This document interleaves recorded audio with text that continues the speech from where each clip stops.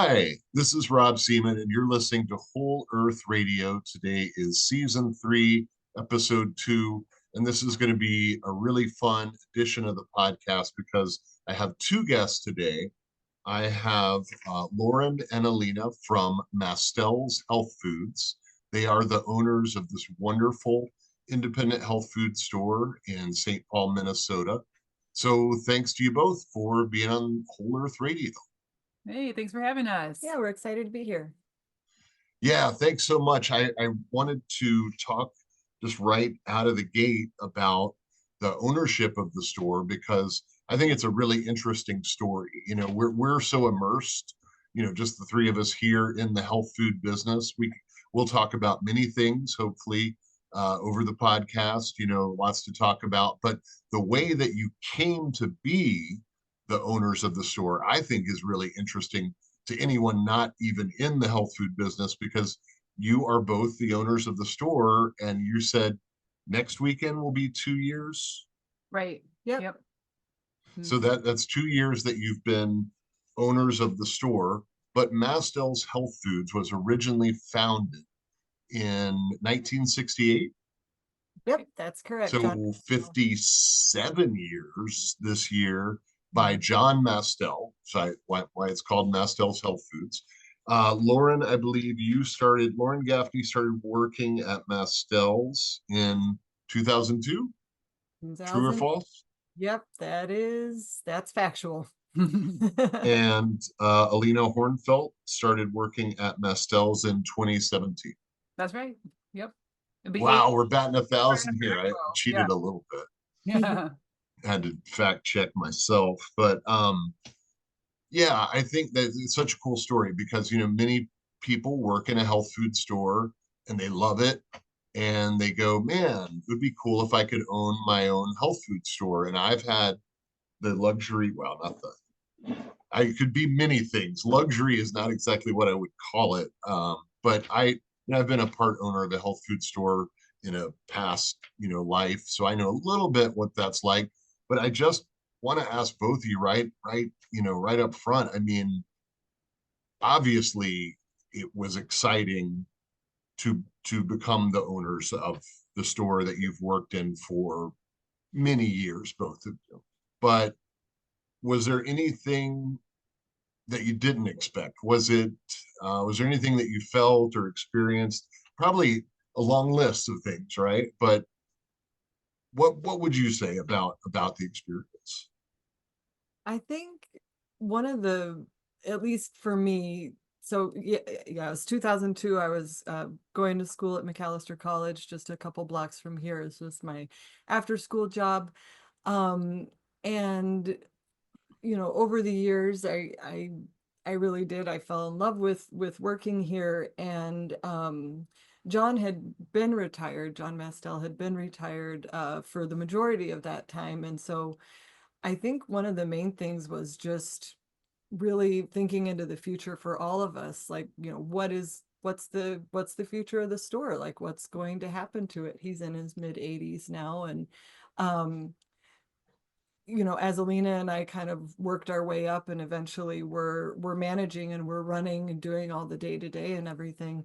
And we really just thought, you know, nothing can happen to this place. It has to stay around. It is such a valuable resource in the community here and for the people who work here. The best way that we could find to continue that on and really to um kind of to justify how much we were contributing and digging in and everything. We wanted to make it ours. And we've said before, when the ownership change happened, it wasn't under new management. There really wasn't a lot functionally that changed with, certainly not with what the customers saw necessarily. Because we had already been doing all of that, just now we were owned it full and outright ourselves. Although I didn't think that the customers would necessarily notice very much. I will say that is one thing that took me by surprise is like the response from the community. We got some articles in the paper and things like that, and people found out that we had bought it and planned to continue it on as it had been for many years. And that support was so tangible. Even still, when people come in, oh, are you one of the new owners? You know, maybe if they're not a customer that we see all the time. Um, that support was incredible, and so that took me by surprise. I was surprised how many customers recognized that and really responded so positively to it. Yeah, and That is super cool. add for, yeah, things that surprised us in the process was just what we didn't know and how it was going to be one of those things that was new. Everything we did was a learning experience. Everything we did was new, Oh in the yeah. process of purchasing the store. So there was a lot of little surprises along the way that there's just no preparing for. So it was an adventure. And then the fact that we had to keep the whole thing secret when we were doing that process was frustrating and kind of contributed to some of the stressful side of the process, not being able to share with the employees or the community or anything like that. I would say some things that came up. Right. But once, and the interesting thing, I should backtrack just a tiny bit. So you actually purchased the store. So we said in 2023, because it's coming up on 2 years. But it seems like right before that, there was like a flurry of that. Well, 2021, MASTEL'S was named Vitamin Retailers Retailer of the Year for the entire United States. And for, I don't know if we've said this, MASTEL'S is one store. And how many square feet is the sales floor there? 800. So yeah, single location, brick and mortar, 800 square feet sales floor, but we've crammed a lot in up there. We've got just under 5,000 active SKUs right now. You sure have. I mean, I would say that is the most efficient uh, per square inch store floor that I've ever seen, because it's almost like one of those, and this is why everyone has to, if you go to St. Paul, you have to go to MASTEL'S. And it doesn't feel crammed in or like crowded or anything. Well, depends on how many people are in the store, right? Yeah, But it does fill up with bodies pretty quickly. It does. yes, the bodies will fill, but you have laid it out and merchandised it very comfortably for the amount of space. And it is that, I will say too, that's an ongoing process. We're right now, just this week, we're talking about a pretty significant reset where we're going to be moving some sections around, some areas that are growing, and keeping it fresh, I think, is also really important, but it does take a lot of maintenance to keep it that neat, to keep all of those things. And we are blessed with just an incredible staff, some very long time staff that helps with our stocking and things like that. And so that's a massive team effort to keep that many little tiny bottles rotating neatly, presentably, and everything. So yeah, it's not without considerable effort that we keep that going, but it's worth it, because that's how we're able to be the resource that we are, is having this kind of offering. And the customers really respond to, I mean, they come in and they say, it smells great. We often get comments on the smell of the store, how much they enjoy it and how clean it feels. Like the atmosphere, I think, is really important in having that tidy, clean, experiential part of it. That is yeah, such a part of a health food store. Is I feel I like think it the still has smell. enough of that crunchy aesthetic too, though. We've been in this building since 1977. It's the same register counter.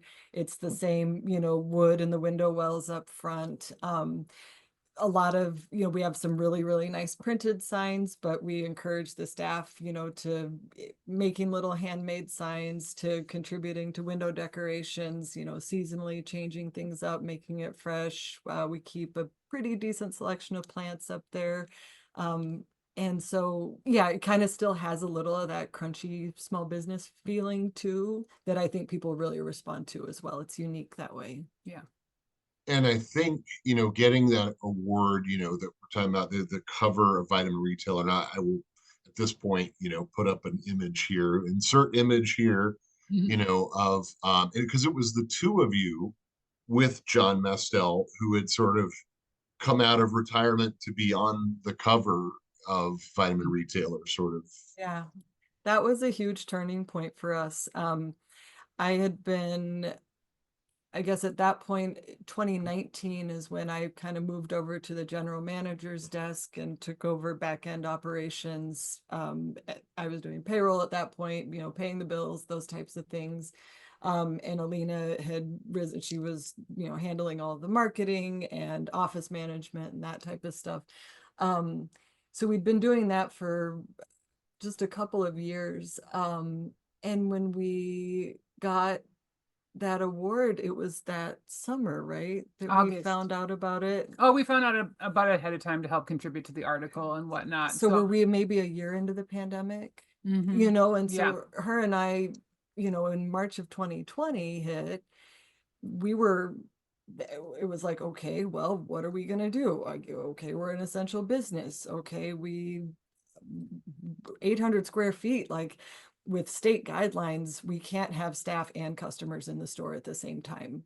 So we made a lot of decisions quickly, you know, just the two of us got a new phone system where we could have everybody on cordless phones. We worked with curbside, just getting, you know, orders picked up and paid for, doing the shopping for the customer with them on the phone while we walked around. And then at the end of May in 2020, with, you know, George Floyd, that happened here. Those were our neighborhoods. That was, we had to apply, we're right in between a liquor store and a pharmacy. So we had, you know, plywood up on the front of the store for a couple of weeks there. Going through all of that, we had sometimes talked about like, oh, you know, we could be the owners, we could do this, we are doing this. And I think by the time the next summer came around and we got that incredible recognition, we realized like, we are doing this. This is real. You know, people are responding to the work that we've done in our story and everything. And that's really when the plan about let's get ourselves organized and take something to the family to say, you know, this is, we would like to continue your uncle's legacy. And that process led us up to that point 2 years ago in March that we purchased the store. So it was, you know, every bit of 18 months, probably getting our ducks in a row, figuring out how to buy a business. But that Vitamin Retailer Award, I think really it made it real. You know, seeing us there, it really made it feel very real, like we're doing this. Well, we just had to take so much leadership that, you know, make all those tough decisions on our own. And so it just kind of like was a good proving ground that like our relationship was ready for it and that we were making these ownership type decisions, and that like if we could get through that together and feel really successful and proud about the way we handled it, then we were ready for the next thing. Yeah, that's a great point because you were friends before you worked together, right? Yeah, long time friends. And our working relationship, I feel like, has just strengthened our friendship, and we've been able to I think, and I think our team would agree, just become an effective, you know, leadership team. Mm-hmm. Yeah.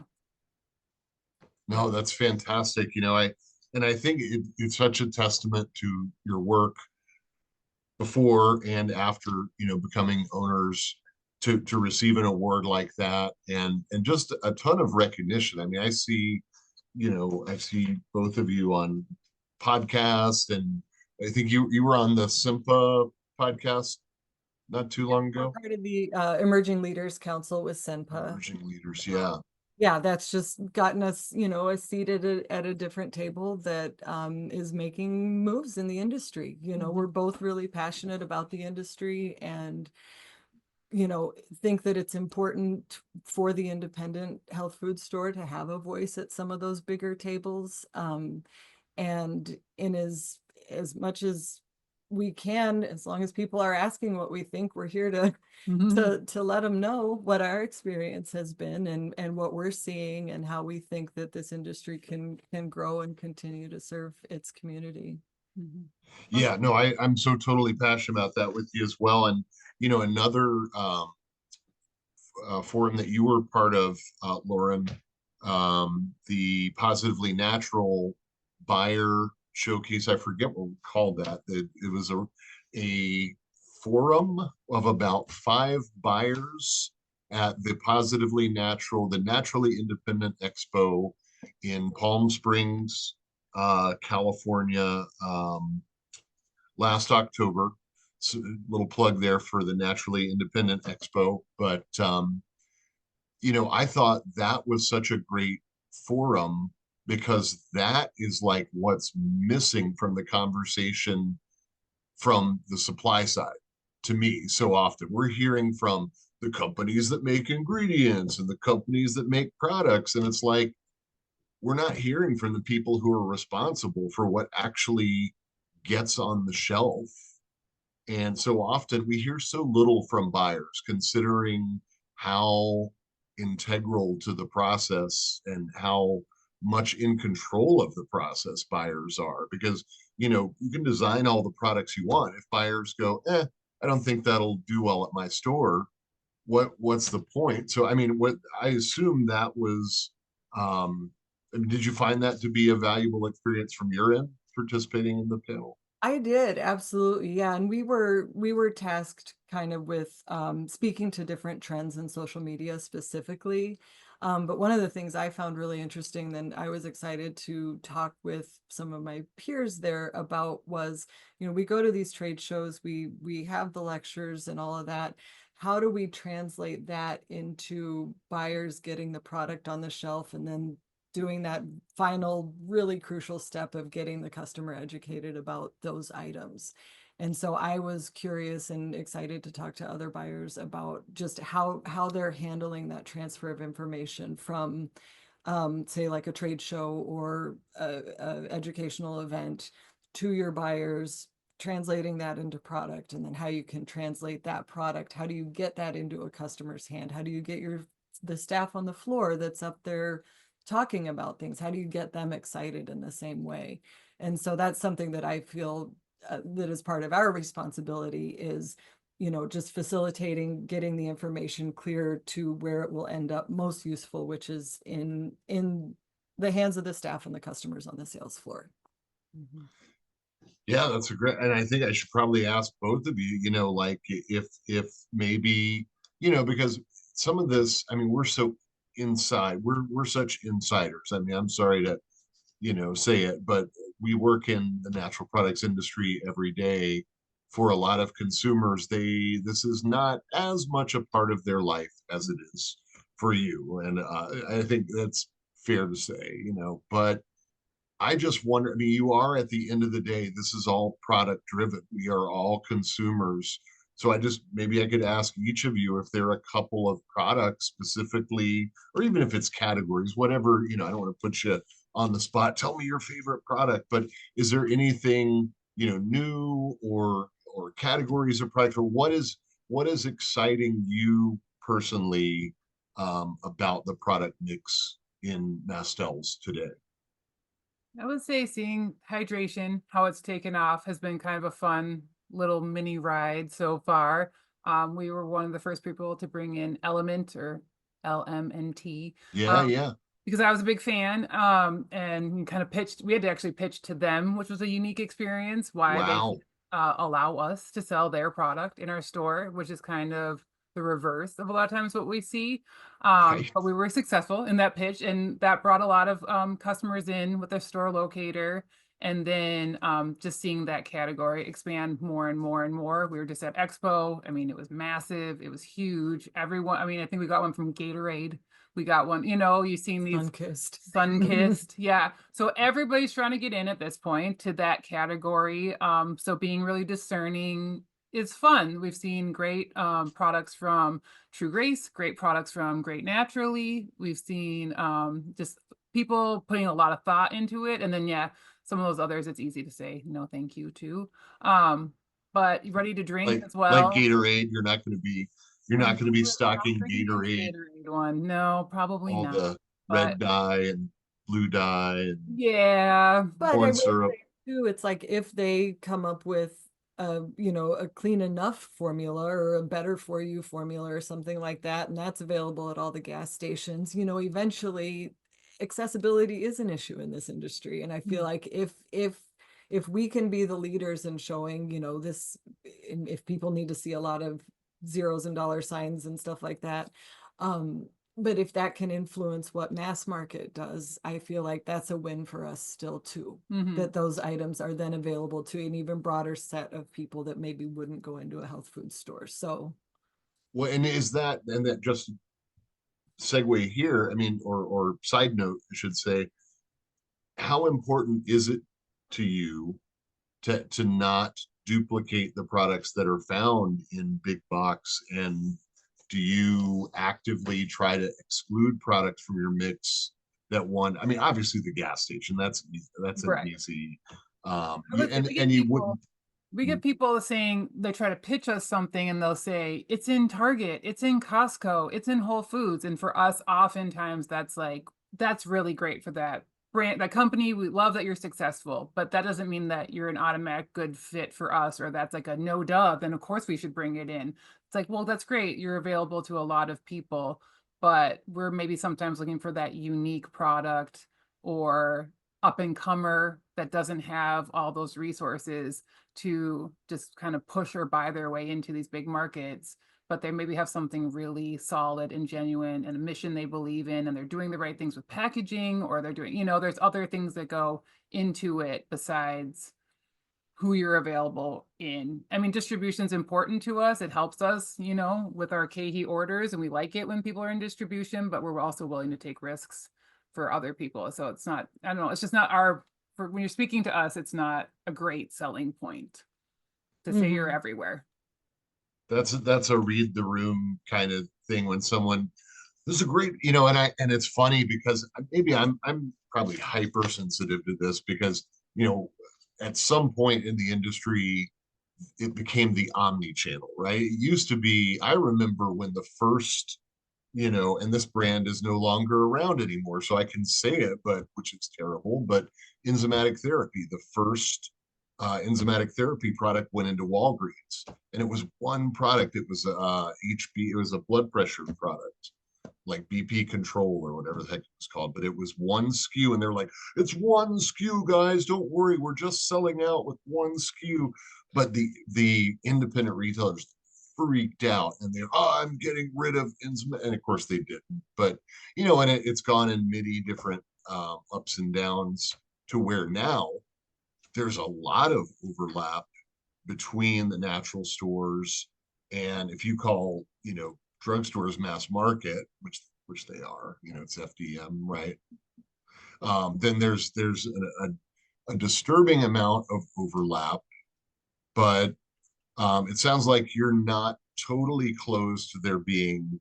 You've accepted that there's some overlap. You're not gonna discontinue a product just because you found out that it's in, let's say, Target. No, but for instance, when we discontinued Vital Proteins, based on, some of their corporate philosophies and just, I mean, I think it was ended up being like specifically deforestation, and I'm blanking on who owns them right now. Nestle. We were trying to divest completely from any Nestle owned brands. They have a whole big end cap down at Whole Foods a half a mile up the road from us. And so we didn't feel like we were taking that product away from the customer necessarily. If they still wanted it, there's a place they can go buy it. We'll have an offering that aligns better with our values. And so we can afford to be picky in some of those situations and just say, no, thank you. Right now, we're really trying to, I would love to get all the palm oil out of the store. And even, we've worked with Palm Done Right. We have really, done a lot of looking into sort of the palm oil as an industry. And we're seeing it in all kinds of products, like showing up in a ton of packaged goods. It very often does not say that it's sustainable or anything like that. And of course, when you ask the company, they're like, oh yeah, yeah, it's sustainable. We're worried about the certification becoming, a little bit watered down as it is, such a ubiquitous ingredient. And we're finding it's really hard, actually. Like it's harder than I thought. We have control, just over even things that we already have. We can control not bringing in new items that have palm oil in it, but some products that we've carried for decades, that's what they got palm oil in them. And so it's perfection is not, we're always trying to get to the top of that mountain, understanding that it's going to be a constant uphill battle. And we get to just Wow. educate the consumer too. When people asked us why we discontinued Vital Proteins, we could say why, and they were like, "Oh my gosh, I had no idea.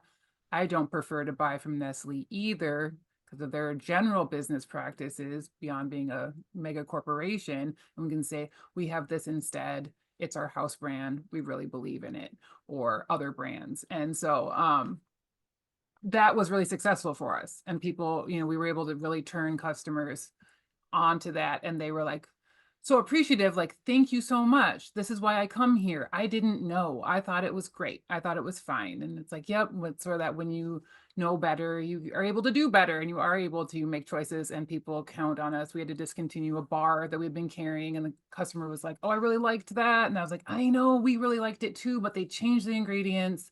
They put these new sweeteners in that we don't really align with, and we just couldn't keep it. And he was like, I'm disappointed, but also thank you guys. Like, this is why I trust you. And I was like, yeah, we have a standard that's up here. So anything you're purchasing, it's going to be up to that standard. And so the customers really appreciate, it's not, we don't get pushback like, oh man, they may be slightly disappointed, but they're also grateful. Yeah.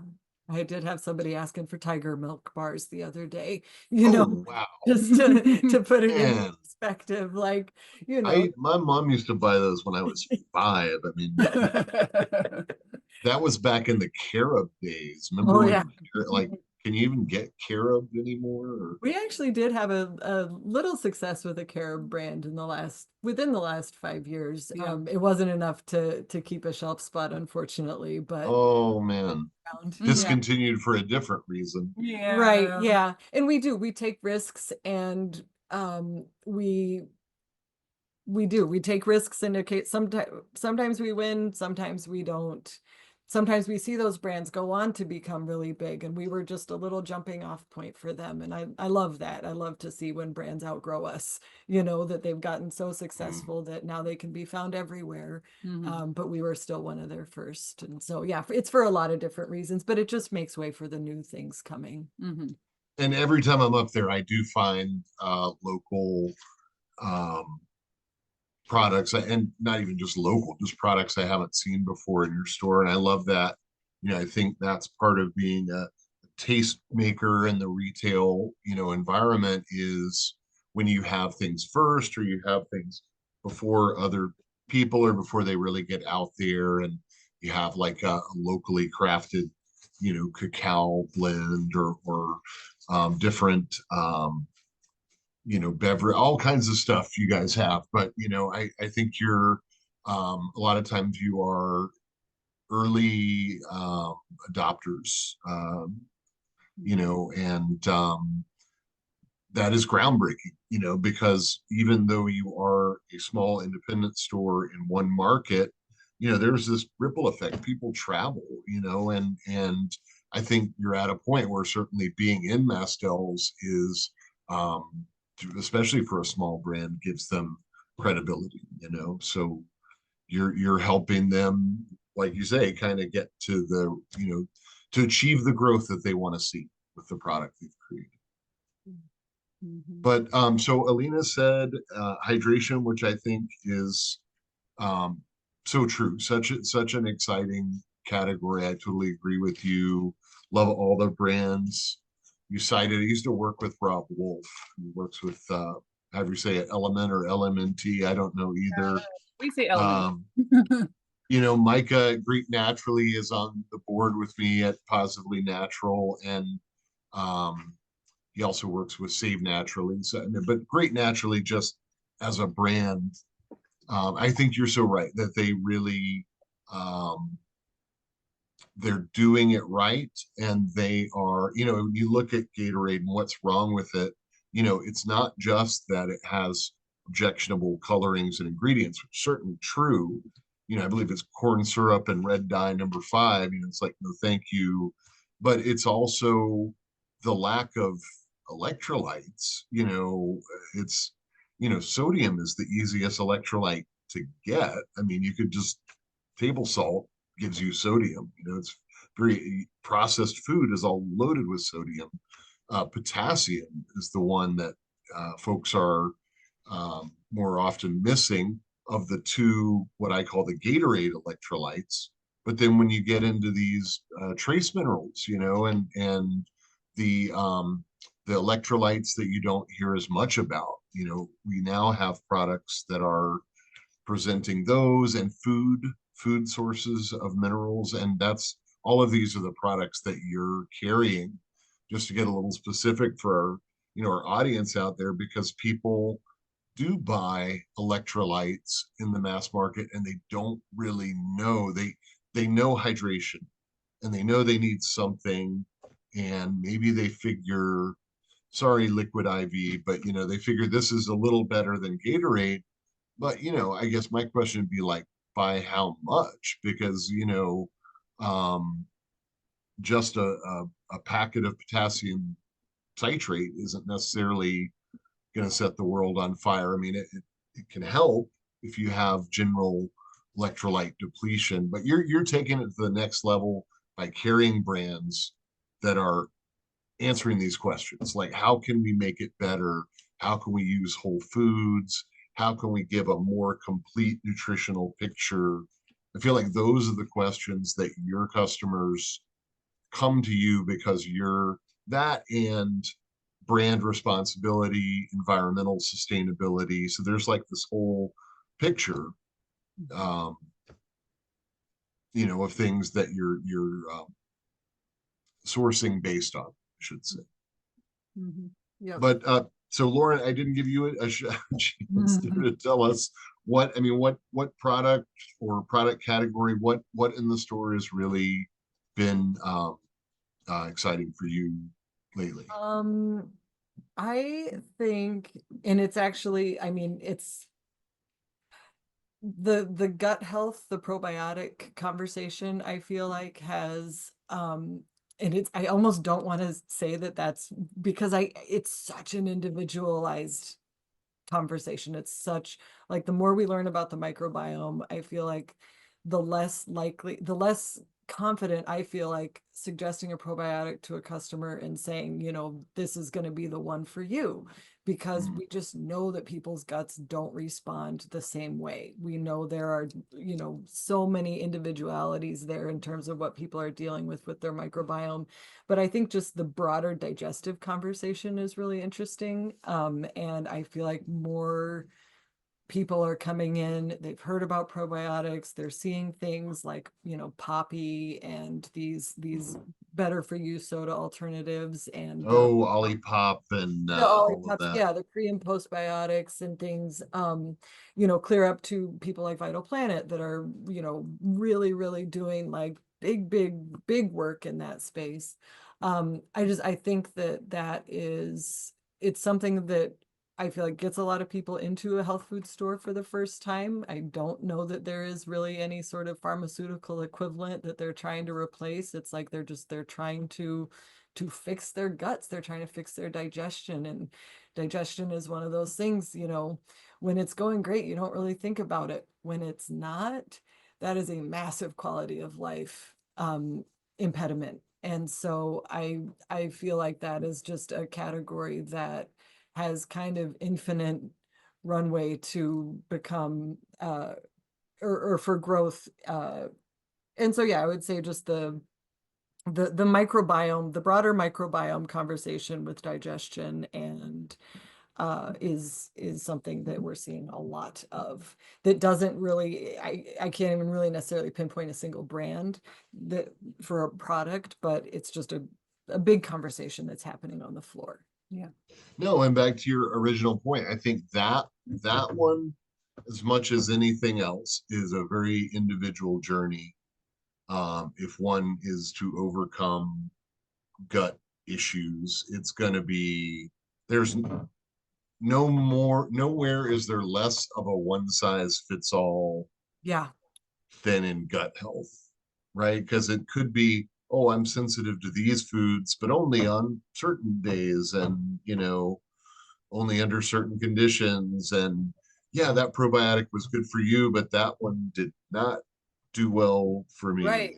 Yeah. And, and even like the digestive enzyme conversation, that opens up this other category. So either way, um, we've seen things that are pegged as trending in the industry, like the GLP-1 type of companion supplements and things like that, that are, pretty closely linked to digestion. I don't know that we've seen here as many people coming into the store asking for that specifically, but it's an area that we are keeping an eye on, that we're starting to have some offerings for, broadly tied to digestion and metabolism and things like that.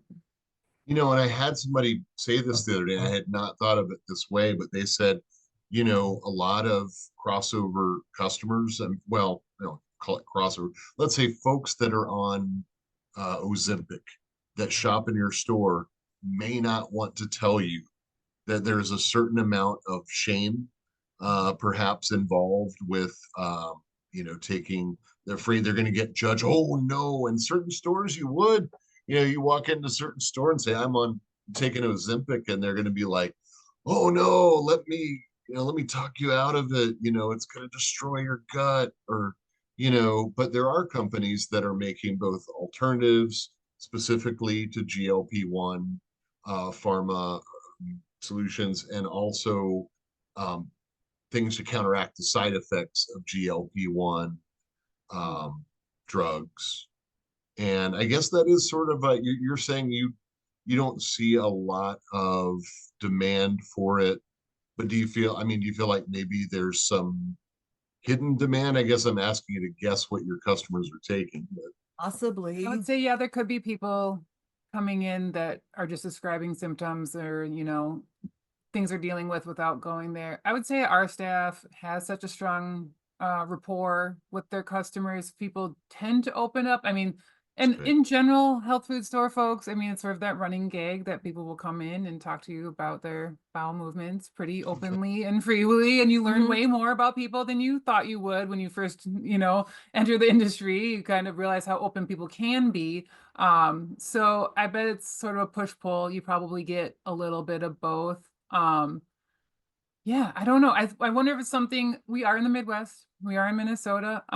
We tend to lag behind a little bit some of the trends. We're out traveling to California for Expo. We're traveling east and also tuned in on Instagram, LinkedIn, all those things. So um it's good to be it helps us to be prepared. So when those people do start coming, we're going to be ready for them. But I don't know that that moment has quite hit here just yet. Yeah.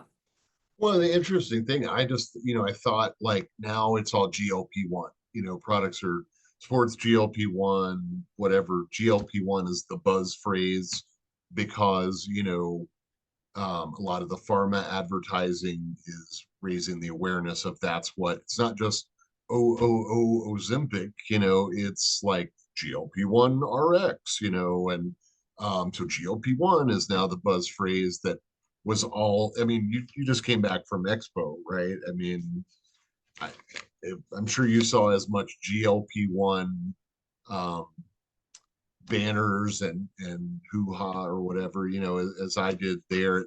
I asked people, was there a trend you saw? And they said GLP-1 support, I mean, I think it is still one in 8 Americans has tried a GLP-1 drug.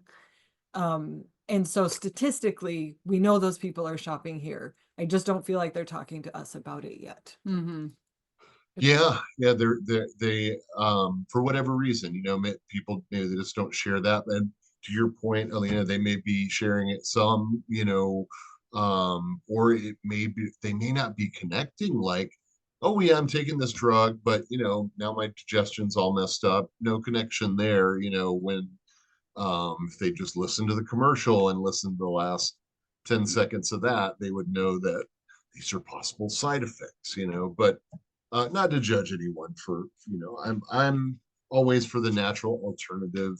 But the thing that I thought was so interesting was like 10 years ago, we were just talking about blood sugar.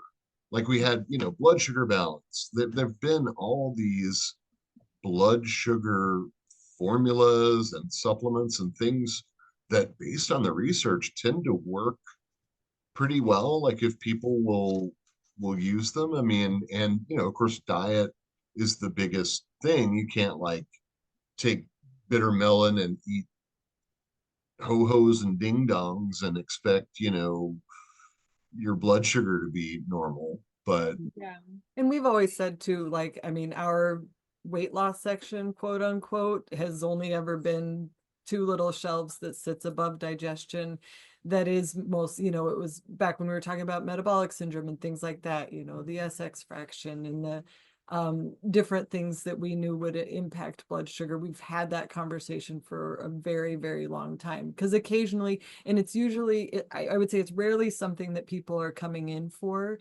It's when they're checking out or when they've gotten the things that they were here for. By the way, do you have anything for weight loss? That and it's like, if there were a pill that was going to do it, I wouldn't be standing here in this aisle. I would be out on my private island because that would have been incredible. Is Ozempic, etc., that magic pill? Well, unclear, it did come with a lot of side effects. I think for us, we're always going to meet people where they are. Whatever pharmaceuticals they're taking, whatever, like we meet them just where they are. What can we do for you in here today? Yeah. And I think there'll be innovations in the GLP-1s too. I mean, I think those pharmaceutical companies are working really hard to make it more manageable, make it more effective, make it more cost effective, be able to lower the price so that it's more accessible, but maybe make side effects less severe. I think we'll just see it morph and change in the next coming years. It's not going to just be like Ozempic and done. Like I think we are going to see a lot of change and innovation there. So we'll just be kind of right alongside of it. And I think the protein conversation That's the one ties in so big. We were hearing about that already even before this with sarcopenia and people in their 40s, 50s, 60s, wanting that quality of life, wanting that longevity, wanting to travel more, wanting, like we have longevity now in our culture, but they, it wasn't about just living as long as possible. It is about that living, well as long as possible. Yeah. And so I think the proteins on both sides of that coin, where people are worried about, they want to do better, they're going to be on GLP-1 so that they can, start getting a handle on things, but then they're worried about losing muscle mass, or you're aging and you're worried about losing muscle mass. So I think that's where we saw at Expo. I mean, protein, and it's sort of becoming a joke now, isn't everything. You will see giant corporations putting protein in cereal, protein on pretzels, protein on snacks, protein in bars, boba tea, protein boba tea. I mean, oh my gosh, protein. Yeah. We'll see how that works out for the public. We'll see if they feel like, that's worth their dollar or not. I mean, we'll be here with clean protein powders and, talking to people about it. But that also, as far as trends go and how they're all kind of linked to each other, I would say that there's a strong connection there with the protein surge as well. It's such a good, and I think it's interesting because there's this cycle where I feel like if you made a flow chart, it's like if the answer was eating whole foods and eating like a balanced whole foods diet, and then, well, but we don't want to do that, so let's do this thing that allows us to eat the garbage and not have, to counteract the effects that we don't like our blood pressure's high, or, we want to eat like we want to eat. And I understand that we're Americans, we want to eat like we want to eat. I do get that. I'm not, but I think it's funny. It's like, but we wouldn't have to do this if we ate, perhaps to some extent, if we ate the whole foods diet. And then you go full circle to where, okay, now we're taking the drug and it's making us not want to eat. So therefore, when we do eat, we still, I got to assume all you eat is not nutrient dense. Mm. So now you need supplemental protein, you know, I mean, I guess this is part of the supplement industry. We're always going to be supplementing the diet because the diet is to some extent deficient. The sad thing to me is I think the diet is deficient even if you try. I mean, because you look like if you eat a whole foods diet, that's no guarantee. I mean, I eat, as well as I can. I eat a whole foods diet. I take, vitamins and minerals and stuff because we're not living in the Garden of Eden. It's not in the food supply.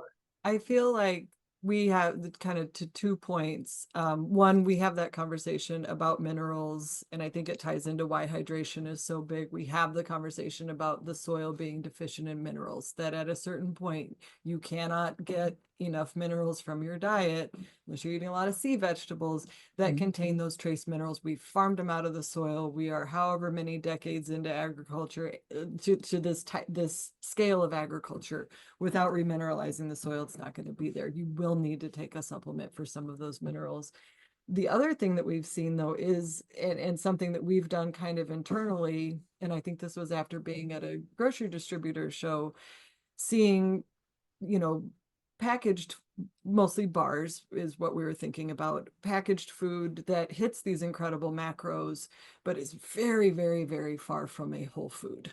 It is not very recognizable as a food whatsoever, but the macros are incredible. And so we are making a conscious decision just as those become, and it's a lot of big companies and it's a lot of what's going into food, drug, and mass. Could we maybe differentiate and try to keep a good focus on, things ostensibly that you could make yourself, that you could, with ingredients that you recognize, that we love a short ingredient list on something, even if it's convenient, ready to go, grab and go snacks, if they're recognizable. Maybe the macros aren't as like clinically ideal, but thinking that there's still some value in whole foods, and that your body feels satiety, and that your body feels more nourished from something like that than it might from just like this incredible shake that hits X, Y, and Z macros. And so just thinking about how we can differentiate ourselves and have those offerings, I think, and that was just a response to, I mean, it was seeing a lot of palm oil in bars at shows and thinking like, God, this just doesn't feel like health food at a certain point. What can we do? Well, ultra processed, ultra processed doesn't necessarily mean a frozen meal in, a big grocery store. Like highly processed sneaks up in, bars and snacks that we see. Protein powders even could protein powders, and it's like, okay, we need to be the people who are reading those labels on behalf of our customers and then explaining those labels to the customers too. Yeah, that's such a great point. I mean, and a lot of things are marketed as healthy, and it's debatable, to what extent they're healthy, and you're raising that point. And you want to give folks choices, because I think within your customers, I'm sure there's a spectrum of what level of along with different dietary restrictions and all kinds of other, as in terms of level of commitment to whole foods or whatever is important, level of commitment to organic. Some people nothing but organic, and then other people, maybe they do what they can, but they accept, most of us, I think, accept some level of conventional, unless you're just, I don't know, very, very meticulous, but you do what you can. Yeah. No, we eat at restaurants too. Well, yeah, I was gonna say, I love eating out. I eat at a lot of restaurants. We have got incredible ethnic food in the Twin Cities. I would lose so much experience that brings me joy and adds value to my life if that was my hard line. That's what works personally for me. That's my own personal decision. And so we understand, we don't judge people. To your point, we understand that we're meeting people where they're at. It could be the very beginning of their journey. It could be the first time they've ever, walk into the store and they're nervous and they're like, what do I even expect from this? And, yeah, it could, We want to have an offering across the board, really, you and know. be, a non-judgmental, supportive space for anybody coming in. And I think that's a mentally healthy way to approach it to me, because you're giving your customers options, right? But you're curating it to make sure that it's something that, to the best of your knowledge and your belief, will help them, and not and be good for the world around us as good stewards. And so you're making these conscious decisions, but you got to give people some space to to be individuals, because we all are. Some people really feel like you need whole foods vitamins and doesn't matter how many milligrams, and then some people really feel like you need to get a certain amount of a nutrient for it to really mean anything. And there are all these great debates that we've had over the years about herbs, and all these things that I think are so fun and so interesting. It's like, how many billion CFUs do you need exactly? Because it started with fermented milk, right? And vegetables and kvass and kefir, and now it's got to be 100 billion. Are we sure of that? But there's a spectrum of choice always, no matter what the industry presents. I think it comes down to customers having to go, with your help, and your staff's help, figure out what of that is right for them. Yeah. And it's always, I say about this job, it's never boring. No. It is just, even when you're down here and you're dealing with insurance and all this stuff with the business side of things, it's as easy as walking upstairs and just picking up the phone, Yeah. talking to whoever walks in the door. That like just fuels me, and that is what keeps this being just the best job ever. Yeah, agreed. Wow. Fantastic. Well, on that note, I think that really that's a great stopping point. I could talk to the two of you all day long. I'm sure you've got. We get us going. We can keep Yeah, going forever this is too. it. That's the thing. Well, we'll have to do it again. We'll have to do a part two. And there's so much to talk about. I mean, from social media, and of course, I do get to talk to the two of you from time to time out there in the real world. But I mean, I think I want to thank you also for what you're doing, because for those of us who care about this industry, there's got to be this continuum of brands and stores and leadership and trade organizations. At some point, we're this is our industry, and it's not Nestle's industry. And I think that is just really important to keep saying out loud, because I don't hate any company or anything, but there are differences. What you do is different, and that's why you do it. And it's important to not just let the whole industry get sort of greenwashed, I think. Right. Yeah. Yeah, got to keep asking those hard questions. Yep. Well, thank you so much for your time, and thanks for all you do, and until we meet again. Yeah. Thanks for having us. Thanks very much for having us. Always good to see you, Rob. Yeah, thanks, you too. Great.